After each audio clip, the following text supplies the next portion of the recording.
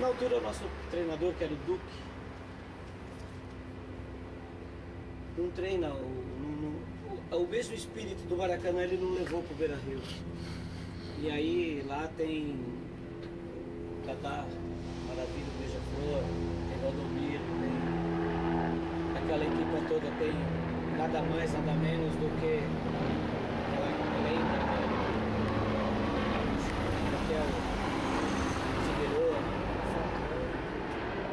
Manga. Era impossível, realmente. Houve uma falta indiscutível, não, a bola bate, o Tobias bate e tal, é gol, depois novamente um outro gol.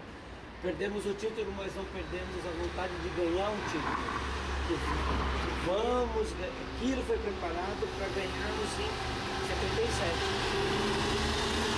E aí preparado uma grande geração que vivia na década de 80, que a gente vai falar agora, mas antes de falar da geração de 80, da famosa democracia corintiana, vamos partir para os personagens individuais, aqueles que marcaram a sua cabeça, a cabeça de quem gosta de futebol e de qualquer corintiano que está vendo aqui. Na década de 70? Na década de 80. De 70, de 80? A gente está partindo para 80 e eu vou citar alguns nomes. Bora lá. Vamos falar um pouco do que era o Birubiru, profião. O Birubiru eu lembro como se fosse hoje. O Corinthians, o Vicente Matheus foi contratar o Birubiru lá no Nordeste, lá no Pernambuco. Trouxe ele, o Lero Lero. Birubiru, Lero Lero, tudo a mesma coisa. Trouxe o Birubiru para Caimbu, 50 mil pessoas, apresenta o Birubiru. Um jogo do Campeonato Paulista. Na altura o Campeonato Paulista era muito vibrante, era muito legal. Não tem nem comparação. Não. tem como, né?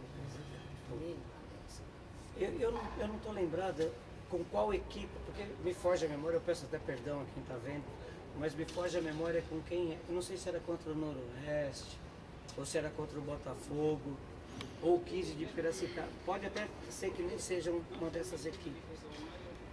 E apresenta o Birubiru Pacaembu lotado. Birubiru, é Birubiru, Birubiru. O Birubiru veio compor. O Birubiru, como diz lá na frente, o Marcelinho Carioca, ele incorporou a gente. O Birubiru vestiu a camisa, o Birubiru era o cérebro do meio de campo, que veio substituir o Russo, a altura e tal, que o Russo deixa de jogar e o Birubiru vem. O Birubiru para mim, como jogador, como pessoa do Corinthians, ele não se envolvia, ele jogava bola. Deixava que as outras cabeças pensassem e tomassem as atitudes que tivessem que tomar, mas ele jogava bola, ele carregava o clube.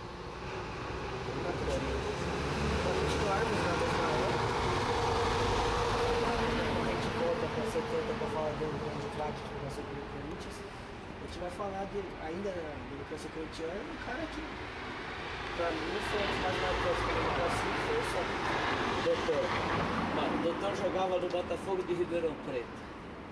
O presidente do São Paulo na altura quer contratar o Sócrates. Eu não lembro quem era o presidente na altura do São Paulo. São Paulo é meio que controla tal. O Vicente Matheus quer contratar, liga para o presidente do São Paulo, isso é história. Ele diz que quer contratar um jogador do São Paulo.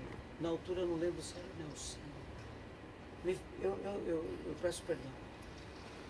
Liga para o presidente de São Paulo para ele esperar, ele vai lá tratar da negociação do jogador do São Paulo e vai a Ribeirão Preto e compra o Dr. Sócrates e apresenta o doutor no Corinthians. Daí nasce a grande rivalidade Corinthians e São Paulo. De hoje ser falada, aquela treta toda que nós não gostamos muito de falar e tal. Respeitamos a história de São Paulo, mas eu gostaria muito que São Paulo também entendesse que se eles existem é porque nós existimos. Mas o doutor vem e forma com o Sócrates, Casagrande, não é só esses, tem Palinha, tem a Taliba, não é? Tem Zanon, que vem do Guarani, o presidente Vicente vai buscar. Nós não podemos esquecer desses personagens. E tem, o presidente vai e busca o Carlos, o goleiro da Ponte. Aí, É a Copa do Mundo, inclusive. exatamente. Aí nós temos quem mais? Eu vou lembrar Sei quem do mais que Marcos, vocês tinham. Marcos Zagueiro, grande zagueiro. Alguém que com certeza o Corinthians nunca esqueceu, tá marcado na cabeça do corintiano, que é o Vladimir.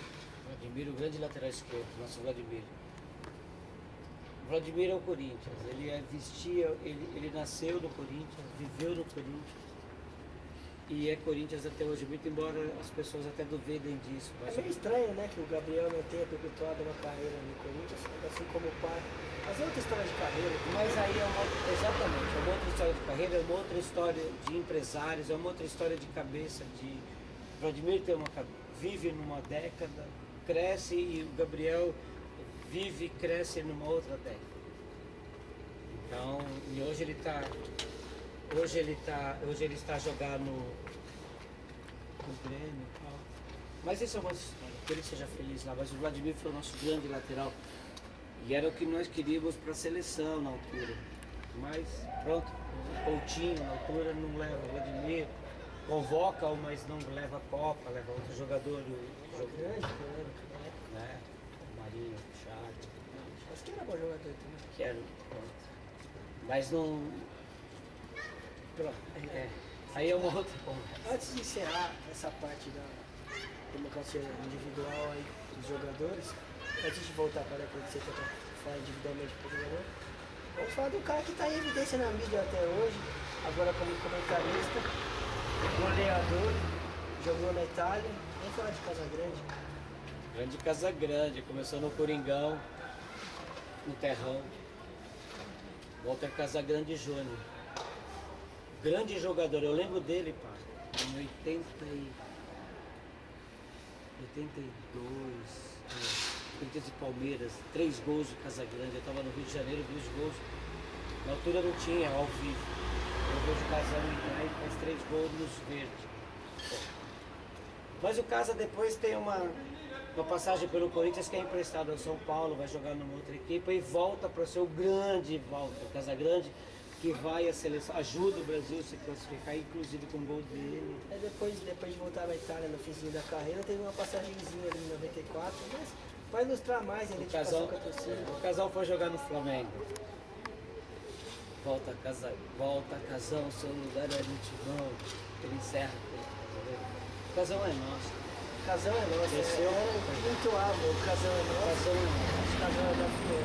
O Casagrande é o grande comentarista, tenho um respeito pelo Casão, teve dificuldades agora, mas o Casão é nosso, né? E na altura o Casa teve um outro centroavante que foi um pouco maior não, mas que é o Careca, né, meu? Aí são jogadores diferentes. Tecnicamente era mais jogador, mais identificação com o clube, mas o Casa é nosso. Volta Casão, seu lugar é no timão. E o Casa volta. Para terminar essa parte da idolatria, terminar não, porque a gente vai para a década de 80 daqui a pouco, a gente vai falar do personagem em especial, mas a gente vai voltar para a década de 70 e vai falar do cara que não ganhou nada no Corinthians, o senhor já citou. Mas para mim, vendo tecnicamente o jogador, eu queria poder ver, mas estudei muito a carreira desse cara. Rivelino, o que foi esse cara? Roberto Rivelino, o reizinho do parque, começou no Areião, igual começou o Casão, Vladimir.